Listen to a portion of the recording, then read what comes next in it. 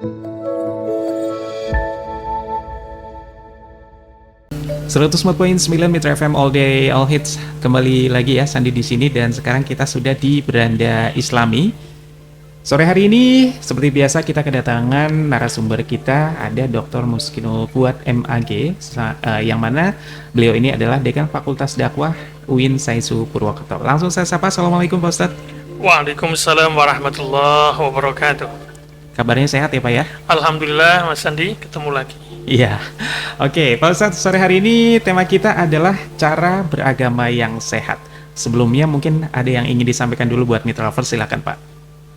Baik, bismillahirrahmanirrahim, Mitra sekalian, Mas Sandi. Ya, tema ini memang bisa dibilang tidak terkait dengan waktu-waktu tertentu, sebagaimana kemarin Idul Adha, Zulhijjah, kemudian menjelang pergantian tahun baru dari 1445 sampai berganti menjadi 1446 Hijriah. Sebentar lagi kalau nggak salah. Ya. Tema ini saya pilih karena memang kita ini dihadapkan pada barangkali sebuah fakta atau fenomena yang kadang-kadang membingungkan kita ini, Mas. Contoh ini,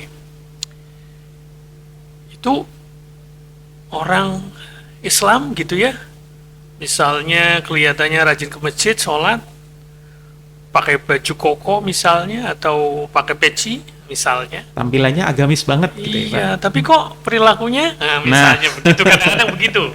Iya. Atau ada misalnya dia mungkin kelihatannya nggak terlalu menampakkan aksesoris muslim ya, tetapi dia dengan tetangga kok baik misalnya, murah senyum misalnya, rajin menolong gitu ya, tepat waktu gitu. Tapi kok ini yang kelihatannya agamis kok malah sering telat misalnya. Yeah. Atau ini kok kotor misalnya. Misalnya kotor itu dari segi mungkin bajunya, dari segi tempatnya dan sebagainya.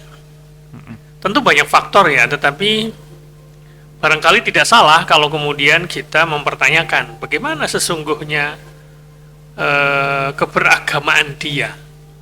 Jadi kita mempertanyakan kalau orang Islam ya bagaimana keislamannya. Kalau orang Kristen ya bagaimana kekristenannya, misalnya seperti itu. Ya. Tapi kita tidak akan masuk wilayah orang lain ya, karena ini Beranda Islami. Tentu ini sekaligus kritik buat kita semua yang mengaku muslim untuk bisa mengidentifikasi apakah kira-kira ini cara kita beragama ini, atau bahasa lainnya keberagamaan, atau kalau dalam bahasa ilmiah disebut dengan religiusitas. Mas Sandi mungkin pernah mendengar. Jadi bahasa lain dari cara orang beragama itu artinya keberagamaan atau religiusitas. Nah, biar lebih menarik Mas Edi, saya ingin nanya Mas Edi, kalau melihat orang misalnya apakah dia Islamnya bagus atau tidak, itu atau agamanya bagus atau tidak, itu melihatnya dari mana Mas? Kalau saya biasanya yang pertama banget gitu ya Pak, itu look-nya. Look, maksudnya? Secara penampakan dia, secara berpakaian dia, secara apa ya, secara mata gitu, mata melihat. Terus yang kedua, kalau misalnya kita kenal cara dia ngomong, gitu cara ya. dia menanggapi sesuatu gitu ya, itu biasanya oh ini orang kayaknya kok alim banget ya, atau agamis banget ketika mengomentari sesuatu atau menjawab sesuatu, atau ketika dia menjawab sesuatu, atau misalnya dalam latah dia pasti Astagfirullah. Nah, kan kadang-kadang ada orang ya Pak yang kalau latah itu suka keluar kata-kata yang aneh-aneh gitu ya Pak ya, yang apa gitu ya. Tapi kalau dia bisa dilihat dari situnya, dari latahnya, dari ketika dia yang spontan gitu. Betul. Itu kalau saya. Oke. Ya memang itu tidak salah ya. Jadi banyak cara untuk menilai apakah orang ini agamanya bagus atau tidak. Yeah. Tetapi paling tidak kalau kita baca ajaran agama, kemudian para ahli psikologi agama itu ternyata ada 5 Mas. Oh 5, apa aja tuh? Yang pertama itu dilihat dari ritualnya. Ritual itu artinya bagaimana dia beribadah. Beribadah misalnya sholat, haji, puasa, itu namanya ritual. Nah, kemudian yang kedua dari keyakinan. Keyakinan itu tingkat keimanannya. Ya mungkin ini bisa dilihat dari ketika kita ngobrol barangkali. Nah, keyakinan dia misalnya terhadap Allah itu kelihatan tuh, mantep itu dia. Menjalani hidup tuh kayaknya kok gak terlalu khawatir, karena dia yakin banget tuh. Dia iman kepada Allah, sebagaimana rukun iman yang pernah kita pelajari barangkali ini. Kalau kita ingat pelajaran agama ya, ada iman kepada Allah, iman kepada malaikat, Rasul, hari akhir, ya, kemudian kitab, kemudian takdir, ya. Nah, itu yang kedua. Jadi yang pertama tadi ritualnya, bagaimana dia menjalankan ibadah. Yang kedua tadi keyakinannya atau keimanannya. Kemudian yang ketiga itu pengetahuan, Mas. Jadi kalau melihat orang beragamanya itu tinggi atau tidak, itu lihat pengetahuannya, penguasaan dia terhadap ilmu agama. Nah, itu termasuk itu. Misalnya kalau kita punya teman dari pesantren, wah misalnya, atau dari UIN. Nah itu misalnya, itu orang cenderung, wah ini agamanya pasti berarti, nih, wah ini di atas pengetahuannya rata-rata nih. Termasuk misalnya dalam pengetahuan itu misalnya baca Qur'annya, ya baca Qur'annya. Mungkin dia sering ngaji juga termasuk. Jadi kalau kita ngaku Muslim ya, beragama Islam ya, salah satu ukurannya sejauh mana kita mengkaji Islam dan menguasainya, terutama pokok-pokoknya dan pengembangannya, ya. Dari mulai misalnya penguasaan terhadap bacaan Quran, hafalannya, tajwidnya, macam-macam. Itu yang paling gampang tuh begitu. Tapi tentu lebih tinggi dari itu. Dia baca buku agama, misalnya menguasai terjemahan Al-Quran, ya, bisa hafal, bisa menerjemahkan dan sebagainya. Itu namanya tingkat pengetahuan. Nah, yang keempat itu dilihat dari penghayatan atau pengalaman keagamaan. Misalnya gini Mas Sandi, ada orang misalnya mengalami misalnya ya, bagaimana dia ditolong Allah, ya. Memang ini subjektif ya, kita nggak bisa 100% itu melihat ke orang lain. Ini sangat tergantung masing-masing pribadi. Misalnya punya pengalaman spiritual, mendapatkan misalnya anugerah yang luar biasa dari Allah misalnya dalam hidupnya. Jadi dia kayak kerasa banget gitu. Jadi orang menghayati agama itu kan tampak ya, kalau tadi Mas Adi bilang ngobrol itu kelihatan tuh. Nah itu penghayatan namanya. Ketika dia bisa memaknai apa yang dialaminya, dia menceritakannya, punya pengalaman spiritual ya, yang memang sangat-sangat pribadi. Nah itu termasuk pengalaman keagamaan namanya. Jadi dimensi experience pengalamannya. Termasuk misalnya orang yang mendapatkan ujian yang luar biasa. Misalnya orang yang sakit, misalnya sakit yang agak berat-berat lah, yang kalau orang mendengar tuh kayaknya udah takut duluan. Bawaannya mikirnya mati, kira-kira begitulah. Nah kalau dia bisa merasakan bagaimana menjalani ujian itu dengan kesabaran yang tinggi dan betul-betul kayak merasuk dalam dirinya, dia sabar menghadapi, itu namanya pengalaman keagamaan. Nah yang terakhir itu adalah dimensi konsekuensional. Jadi konsekuensial ya, artinya lebih kepada komitmen Mas, komitmen agama namanya. Nah ini paling tinggi puncaknya ini Mas, yang mewujud dalam perilaku dari akhlaknya, dari karakternya. Itu namanya dimensi konsekuensial.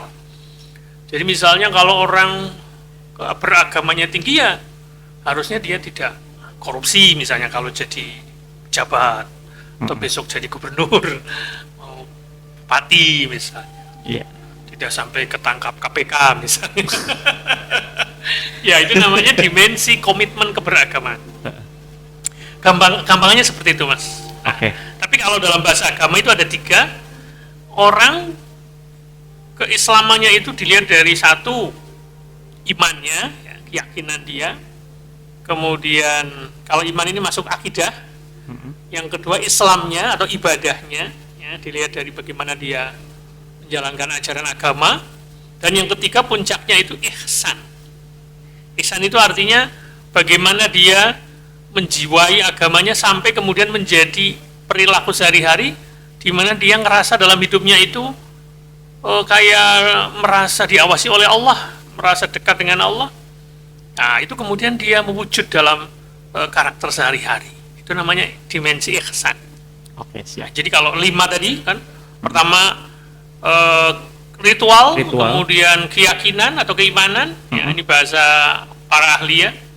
Kemudian yang ketiga adalah apa tadi Mas? Pengetahuan. Pengetahuan, bagaimana dia menguasai ilmu agama, termasuk bagaimana dia memiliki waktu untuk mengkaji agama, itu namanya dimensi pengetahuan. Kemudian dimensi pengalaman, bagaimana dia menghayati sebuah pengalaman-pengalaman berharga yang itu dikaitkan dengan keberagaman atau dengan agamanya. Dan yang terakhir adalah dimensi komitmen keberagaman. Nah, kalau dalam bahasa agamanya atau bahasa Islamnya itu ya 3 tadi, iman, Islam, dan ihsan. Nah, begitu kira-kira. Nah, selanjutnya kita akan menjawab. Tadi kita baru mendefinisikan dan mendeskripsikan bagaimana beragama itu sesungguhnya. Nah, ternyata dalam kehidupan sehari-hari, orang beragama itu ada yang cenderung lebih ke dimensi ritualnya. Dia rajin sholat banget gitu. Tapi kerjanya males. Nah, kayak gitu-gitu. Mungkin dia lagi pengen fokus sama Tuhan gitu. Nah, itu. Ada orang begitu. Tapi ada orang, dia rajin sedekah, rajin menolong, tapi nggak sholat. Wah. Saya jadi inget tuh dalam sebuah acara di televisi, seorang Sujiwo Tejo itu nantang sama Ustadz Dasat Latif. Gimana ceritanya tuh, Pak? Jadi nantangnya kayak gini.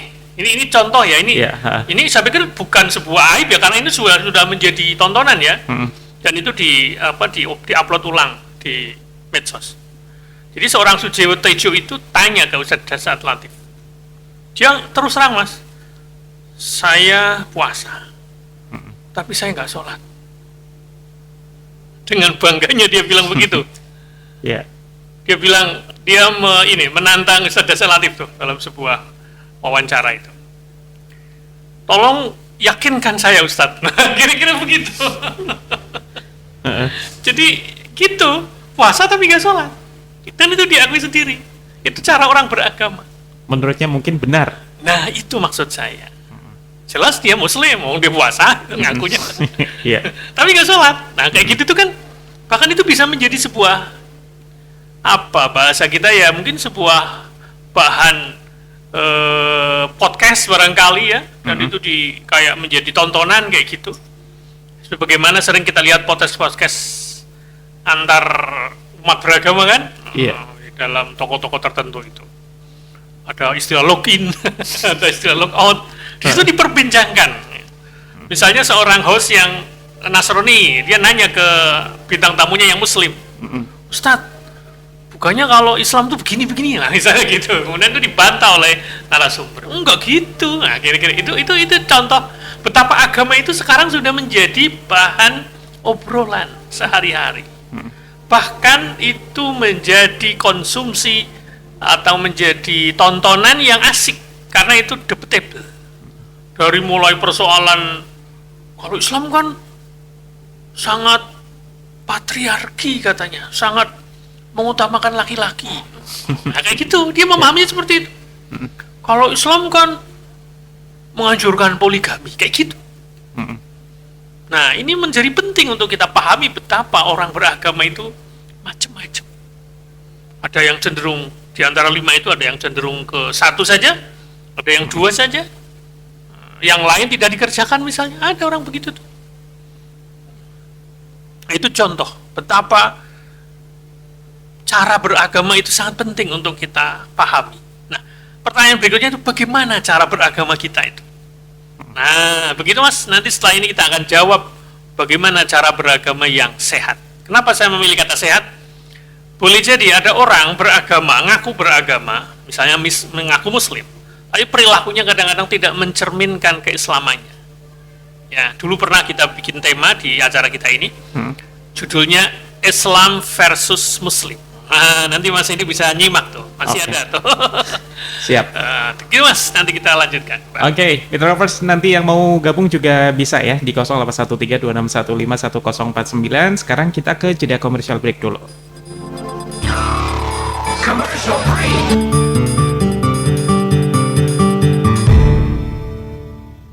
Kita masih di Beranda Islami sore hari ini ya, bersama Dr. Muskinul Fuad MAG, selaku Dekan Fakultas Dakwah dari UIN Saisu Purwokerto. Oke, Pak Ustadz, tema kita untuk hari ini adalah cara beragama yang sehat. Emang ada cara yang nggak sehat, Pak? Ya, misalnya gini, ini barangkali perlu untuk kita pahami, karena kadang-kadang agama ini menjadi indikator, Mas. Ya, Contoh, orang cari jodoh, salah satunya adalah dilihat dari agamanya. memang dilihat dari hadis itu, kata Nabi, tungkahul mar'atu li'arba'ati asya. Jadi, seseorang perempuan, termasuk juga laki-laki, dipilih untuk dijadikan pasangan atau dinikahi itu karena 4 hal. Yang pertama adalah cantiknya atau gantengnya atau fisiknya. Yang kedua hartanya. Yang ketiga keturunannya. Yap. Yang keempat karena agamanya. Bahkan Nabi dalam hadis itu menganjurkan kepada kita, fazfar bizatid, pilihlah orang itu karena agamanya. Taribat siyadaka, maka kamu akan selamat atau kamu akan beruntung. Nah, dari hadis ini saya ingin mengajak mitra sekalian untuk, mohon maaf ini bagi yang mungkin masih sedang mencari gitu ya. Ada 4 kriteria, ya. Tapi saya pakai istilah teori 1000, Mas. Teori 1000. Jadi kalau kita ingin cari jodoh itu pakailah teori 1000. Angka 1 itu agama, Mas. Oke. Kemudian angka 0 yang pertama, setelah angka 1 itu fisik. Cantik, ganteng di situ. Angka 0 yang kedua itu adalah harta, berarti kaya. Ya. Angka 0 yang ketiga itu adalah keturunan yang terpandang. Ya. Nah, jangan sampai kita milih calon istri, calon suami itu cantik, kaya, terus dari keluarga terpandang. Itu seperti mengumpulkan angka 0, 3, tapi angka 1-nya nggak ada. Oh, berarti ini mungkin kalau kita sering dengar sehari-hari bobot bibit bebet ya, Pak? Betul. Oh, oke. Jangan sampai angka 1-nya diketinggalin. Nah, daripada dapat 0, tapi walaupun 3 0-nya kan nggak berarti. Ya. Mending 1 agamanya bagus. Ya. Tentu agamanya dimaksud tadi ya, yang benar, jangan kelihatannya toh. Agamanya bagus, plus cantik misalnya. Tapi dia nggak terlalu kaya atau orang miskin, dan dia bukan dari keluarga terpandang. Kan dapat 10. Ya. Ya, dapat 10 daripada 0, Nolnya 3. 3 tapi nggak ada angka 1-nya. Nah, alangkah bagusnya lagi nih kalau ada nih, ada nih. Agamanya bagus, cantik, plus kaya. Nah, berarti dia dapat angka 100. Oke. Nah, kalau bisa 1000. Dapat yang solihah, agamanya bagus, cantik, kaya, dan keturunan terpandang. Masalahnya ada apa enggak? Nah, ini kalau 4-nya terpenuhi berasa kayak hidup 1000. kita. Luar biasa itu. Cuman kan daripada misalnya 0-nya 3, mending angkanya 1 plus 1 0 lagi 10 atau 100 atau kalau bisa 1000. Ya. Begitu kira-kira. Nah, agama itu menjadi penting, ya kan? Nah, oleh karena itu kita jangan kemudian menafikan agama, tapi kadang-kadang orang tertipu. Nah, ini masalahnya. Termasuk cari calon gubernur, calon bupati. Bentar lagi nih. Nah, ntar lagi nih. Salah satunya adalah agama jangan ditinggalkan. Jadi kalau kita milih calon bupati nanti di wilayah kita ini, calon gubernur, ya kita pilih yang agamanya bagus, nggak apa-apa.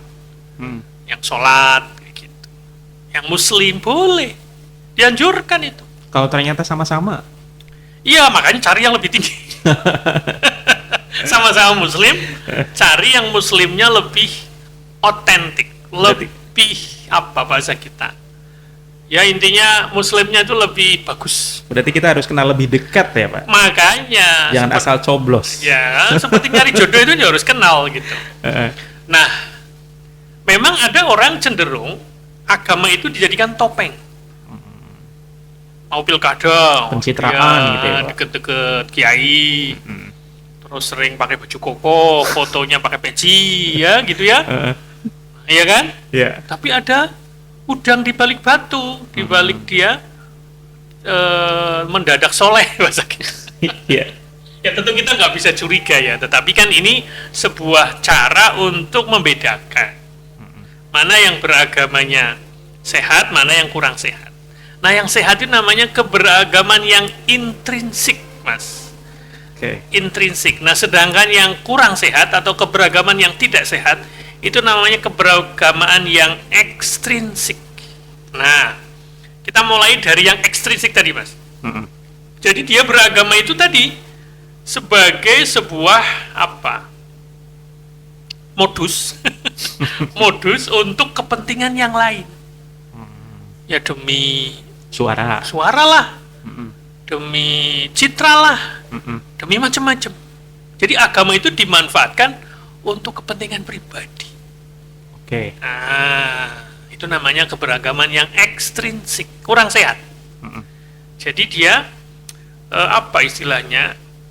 Menjadikan agama itu kayak sesuatu yang dimanfaatkan lah bahasanya. Jadi buat alat ya Pak? Ya ada motif ya sebagai alat ya.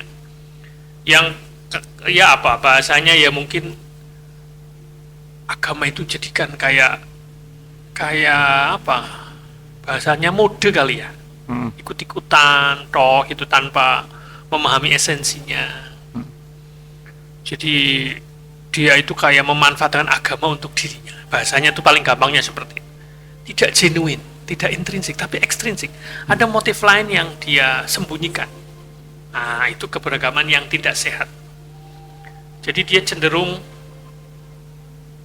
dia tidak menjalankan esensinya dan cenderung anggot-anggotan. Kalau musim politik dia kelihatannya soleh. Nanti kalau sudah nggak kepilih jauh lagi tuh. Nah, kayak gitu-gitu. Berarti kalau udah tujuannya tercapai atau nggak tercapainya, abis itu balik ke setelan pabrik ya? Bahasa apa ini? Kesetelan pabrik. Maksudnya balik ke biasanya. Ya, kembali ke habitatnya. Kayak gini nih patut dicurigai bahwa dia keberagamannya tidak intrinsik tapi ekstrinsik. Oke. Nah, jadi agama itu sebagai sebuah komoditas, sebagai sebuah gaya hidup saja tanpa memahami esensi agama. Ya. Jadi apa bahasa ini kayak kalau dalam bahasa psikologi itu Mas, ada seorang tokoh namanya Gordon Allport. Cara orang beragama seperti tadi ini itu seperti penyakit mental malah. Maka tidak salah kalau kemudian ada pendapat atau para psikolog yang mengatakan agama itu malah jadi menimbulkan gangguan mental. Karena tadi dia agama itu sebagai sebuah cara untuk memenuhi kebutuhan yang lain yang lebih rendah. Entah itu kepentingan politik, kepentingan ekonomi barangkali. Ya, ada orang dia kelihatan soleh tadi, kelihatan dekat dengan tokoh-tokoh agama tapi motifnya ekonomi, motifnya politik. Nah, bagaimana kalau yang intrinsik, yang sehat? Kalau orang yang beragama intrinsik, dia cenderung agama itu jadi panduan kehidupan, Mas. Panduan kehidupan. Misalnya dia dari agama itu kemudian dia berperilaku jujur misalnya, berperilaku setia, berperilaku apalagi bersih dalam hidupnya, mau ngantri misalnya kayak gitu-gitu.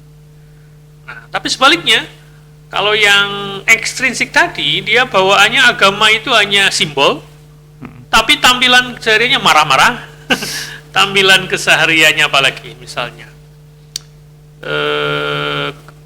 ya cenderung tidak manusiawi terhadap orang lain, tidak mau bergaul dengan baik, ya, pelit misalnya. Ya pelit, ya meskipun dia pakai peci tapi pelit misalnya kayak gitu-gitu. Nah itu bukan berarti kemudian ya kita beragama sudah merasa sempurna, kan? Cuman kan kita lagi belajar kan ya bagaimana sesungguhnya beragama yang baik atau beragama yang intrinsik tadi. Jadi betul-betul agama itu dijadikan sebuah kebutuhan kita untuk menjadikan hidup kita lebih terarah, ya, menjadi lebih benar, menjadi lebih apa bahasanya, ya ya memenuhi kebutuhan batin kita. Kita misalnya gini, dalam hidup ini kita kan suka mendapatkan problem ya mas, mendapatkan sesuatu yang kayak membuat hidup kita itu kayak terguncang, kayak gitu kan kadang, ya? Kayak terpuruk. Nah, ketika dia dengan agama itu dia pelan-pelan membangun motivasi, meskipun dapat musibah, dapat cobaan yang besar, tapi dia bisa hidupnya itu kayak stabil gitu. Tidak kemudian langsung kayak gimana gitu, kayak menggugat Allah, menggugat Tuhan. Komplain. Akhirnya dia jauh. Tinggalkan sholat gara-gara diberi ujian. Cobaan. Nah kayak gitu berarti beragamanya itu tidak intrinsik, tapi ekstrinsik. Begitu mas, nanti kita lanjutkan kembali. Oke, Mitrovers, kita lanjut kembali nanti ya. Yang mau gabung masih terus kita tunggu di 081326151049.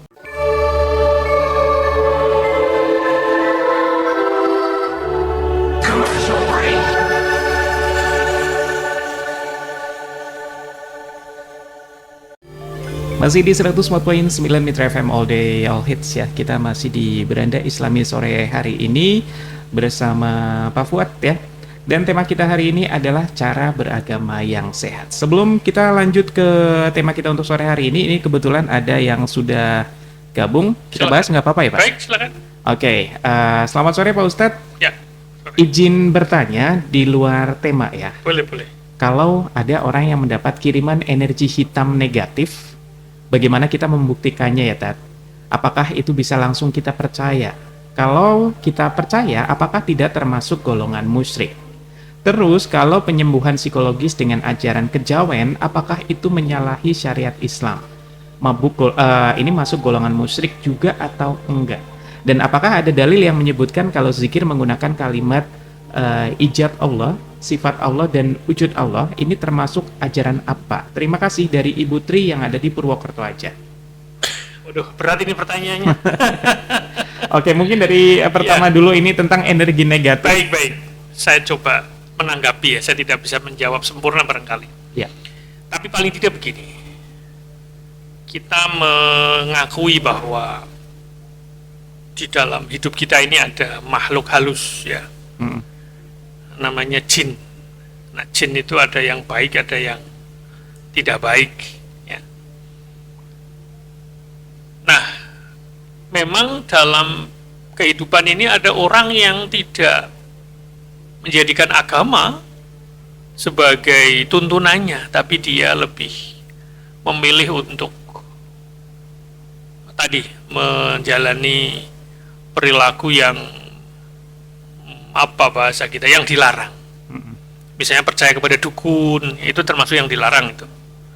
Ya, jadi intinya kita tidak boleh berkawan dengan jin. Jadi kita nggak dianjurkan untuk berakrab dengan mereka. Tentu ada bersekutu betul. Yeah. Dan tentu ada perantara. Nah, perantara ini biasanya orang-orang yang bahasa kita mungkin para pembelajar atau para pengamal ilmu-ilmu sihir ya. Dan itu ada, memang ada sejak zaman dulu. Jadi itu termasuk godaan yang diberikan oleh Allah kepada manusia, bahwa ada potensi untuk seperti itu, bahkan bisa mencelakakan orang lain. Ya. Tetapi jangan takut. Jadi kita tuh sebenarnya bisa menangkalnya. Jadi kalau itu betul-betul bahasanya energi hitam atau bahasa kita mungkin ya ilmu hitam, insya Allah kita bisa menangkalnya, bisa dengan mandiri atau dengan perantara seorang ustadz yang kita percaya. Dan ustadz itu tidak melakukan perilaku yang syirik. Gitu. Dukun ini tentu saja maknanya tidak mesti dukun yang secara harfiah, boleh jadi sangat mungkin dia kelihatannya pakai jubah, pakai apa, tapi ternyata dia bersekutu dengan jin misalnya seperti itu. Atau dia malah menjual simbol agama untuk mendapatkan pasiennya barangkali. Ini juga perlu hati-hati kita ya.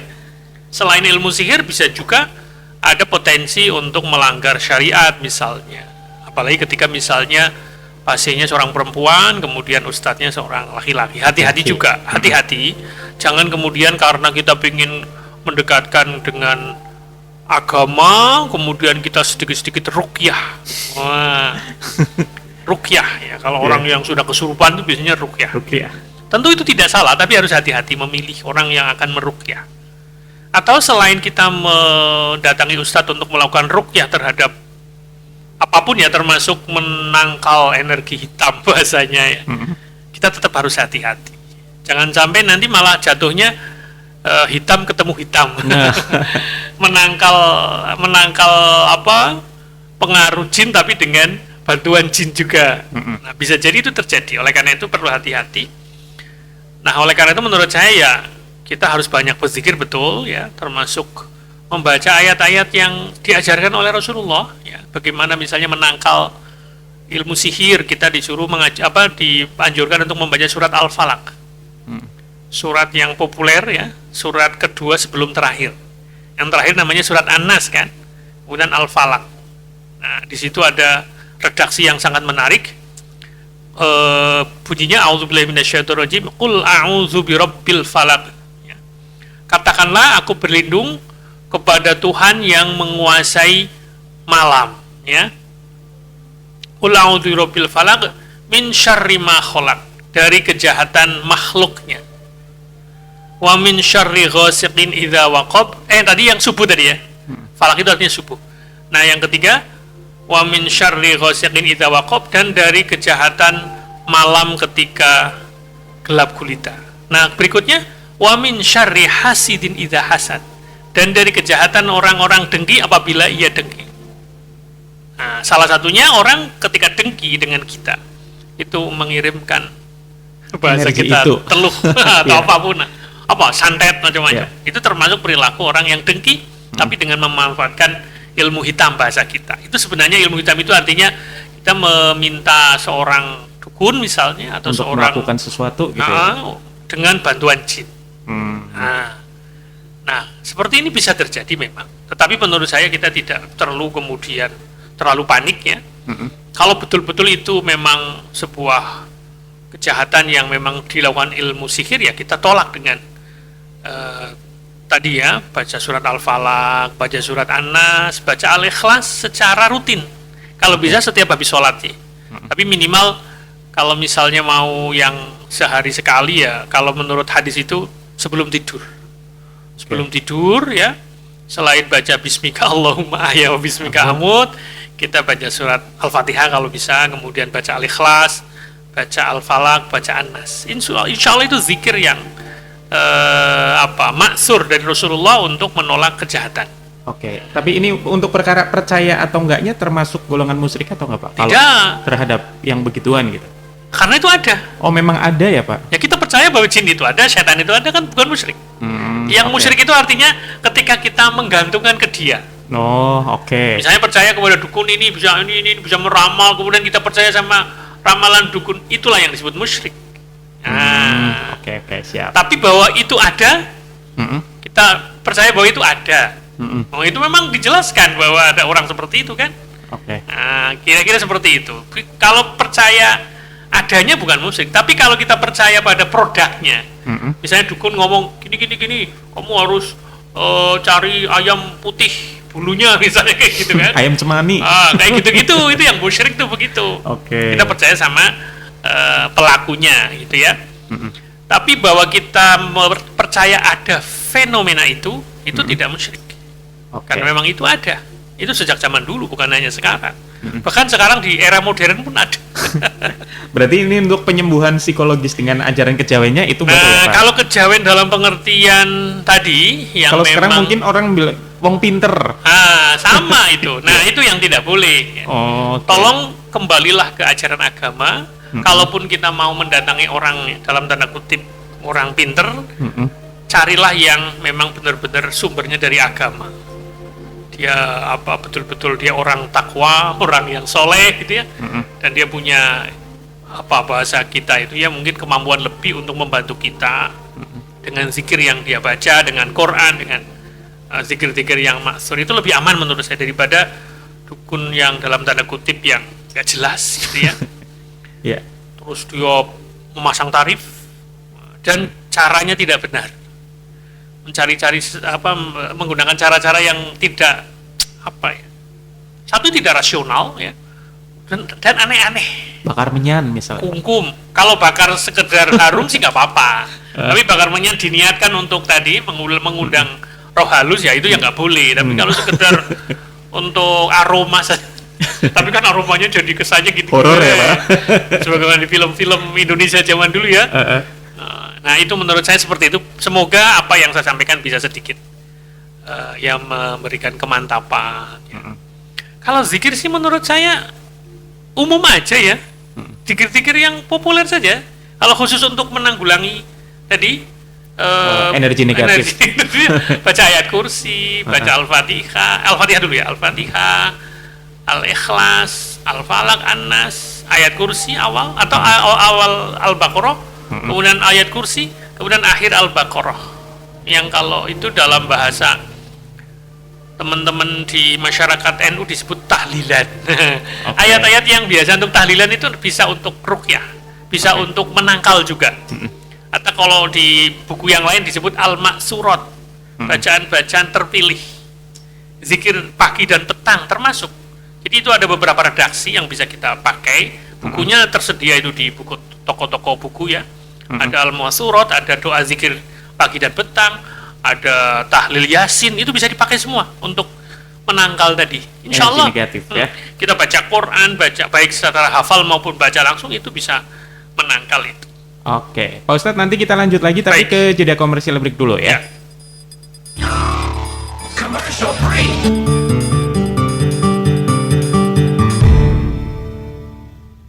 Beranda Islami sore hari ini ya, masih bersama Dr. Muskinul Fuad MAG, selaku Dekan Fakultas Dakwah Winsaisu Purwokerto. Dan tema kita sore hari ini adalah cara beragama yang sehat ya. Tapi kalau kita lihat di media sosial sekarang ini, kalau kita lihat gitu ya Pak, ada orang-orang yang kita percaya gitu ya Pak, memimpin atau mempunyai jabatan tertentu, Ya, nggak taunya gitu ya. Padahal kan kalau kita kawal dari awal kan ada yang namanya sumpah jabatan segala macam. betul. Itu kan mereka secara pendidikan kayaknya bukan orang sembarangan ya Pak. Ya, Secara agama kayaknya tampilannya juga namanya apalagi. namanya apalagi. Tapi ketika ada masalah-masalah yang kemudian gitu kita dibikin kaget, Ya. kok bisa. Gimana itu Pak? Ada fenomena seperti itu? Baik, tentu saja ini bukan dalam rangka menghakimi bahwa dia memang tertutup untuk menjadi baik. Karena dalam agama ada konsep bertaubat. Ya. Ada konsep bertaubat. Ketika orang tergelincir ya misalnya karena godaan, ketika dia menjalankan sebuah amanah sebagai pemimpin atau sebagai pejabat, ya tentu saja tetap ada kesempatan kepada dia untuk bertaubat. Cuma kalau itu sering terjadi, menjadi modus, Ya. nah, ini patut kita tanyakan. Tentu saja kita sebagai rakyat, sebagai masyarakat, kita nggak bisa kemudian memberi kesempatan orang untuk main-main dengan jabatannya. Terus dia tobat, terus jabat lagi, ya itu yang aneh menurut saya. Ya. Ya. Nah, oleh karena itu menurut saya memang, ya tentu saja, ya kita nggak bisa 100% mutlak, pasti benar pilihan kita, enggak juga. Ada setiap orang punya potensi untuk tergelincir. Tentu itu harus kita akui. Tetapi kan kita bisa mempertimbangkan ketika mau memilih misalnya. Carilah orang yang memang tadi kalau dilihat dari perilakunya keberagaman itu yang intrinsik tadi. Bukan ekstrinsik. Ekstrinsik itu gini. Ini sebagai tambahan penjelasan. Dia cenderung menjalankan agama itu cuma bentuk-bentuk luarnya saja, Mas. Oke. Misalnya, ya tentu saja ini jangan dipahami kemudian kita tidak setuju ya. Misalnya dia berjilbab, itu kan bentuk luar. Tapi kemudian perilakunya tidak mencerminkan jilbabnya. Kan sering kita gitu ya. Ya. Tapi juga jangan mending nggak berjilbab, tapi Kelakuannya. jangan kayak gitu itu, jangan gitu. Ya berjilbab itu satu hal, tapi bahwa dia punya akhlak yang baik itu satu hal. Jadi dua-duanya jangan kemudian dipertentangkan. Kemudian yang berikutnya dia misalnya puasa, naik haji, sholat kelihatannya, tapi nggak menjiwai esensinya. Jadi dia berhaji karena pengen punya gelar haji, pengen terpandang di kampungnya. Dipanggilnya Pak Bu Haji. Nah, kayak gitu itu yang nggak boleh. Itu namanya dia beragama secara ekstrinsik. Tapi sebaliknya, kalau yang intrinsik itu ya dia beragama tapi juga menebar kasih sayang. Orang kalau yang ekstrinsik, dia kelihatannya beragama tapi ada rasa benci, rasa iri hati, fitnah, itu menjadi modus sekarang. Nah, apalagi menjelang peristiwa politik. Ya. Nah, sedangkan yang intrinsik tadi memang cenderung kita butuhkan, Mas. Kita butuh orang-orang yang beragamanya intrinsik, bukan hanya para pejabat saja. Ya tentu masyarakat kita, tokoh-tokoh kita. Karena itu kayak apa? Menunjang kesehatan jiwa, termasuk kedamaian di masyarakat. Jadi agama itu kayak menjadi apa? Ya mengatur seluruh hidup seseorang. Buat pedoman ya, Pak? Iya, buat pedoman, betul-betul dihayati. Nah, agama itu kayak menghujam, Mas, dalam diri kita, merasuk, betul-betul menjadi jiwanya. Nah, itu namanya beragama yang intrinsik.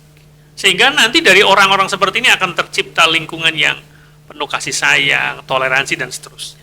Sebaliknya, misalnya ini sebagai penutup ya, Mas, ada beberapa contoh misalnya untuk bisa kita gambarkan bahwa memang ketika orang beragama itu cenderung dengan orang lain itu baik, penuh kasih sayang, cinta, mau bergaul, silaturahim, menjaga persaudaraan.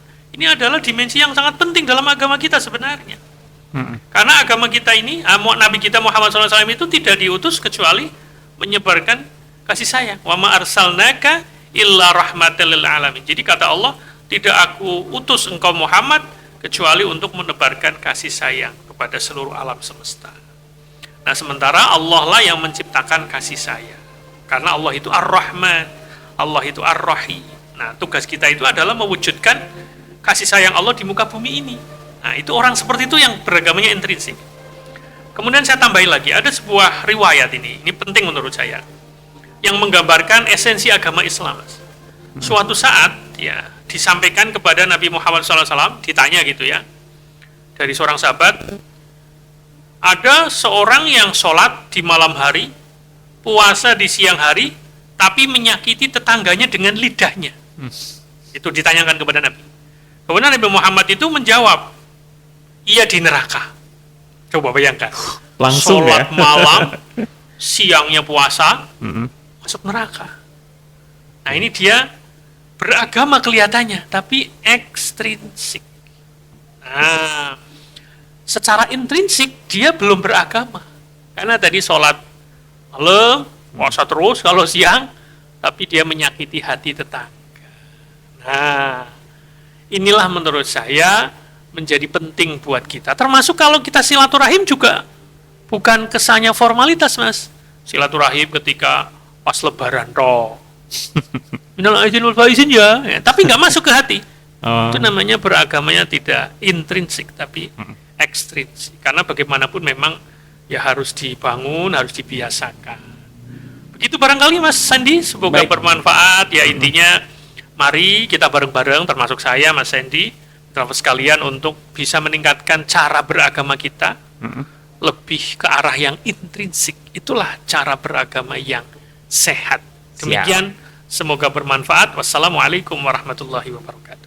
Baik, terima kasih Pak Ustadz untuk waktu dan kesempatannya di Beranda Islami untuk sore hari ini. Dan Mitrovers, mudah-mudahan juga kita bisa mengambil manfaat ya dari tema obrolan kita untuk sore hari ini. Jangan kemana-mana, nanti habis ini kita masih lanjut lagi di Mitra Mix Vaganza. Pokoknya stay tune aja terus di 104.9 Mitra FM All Day All Hits.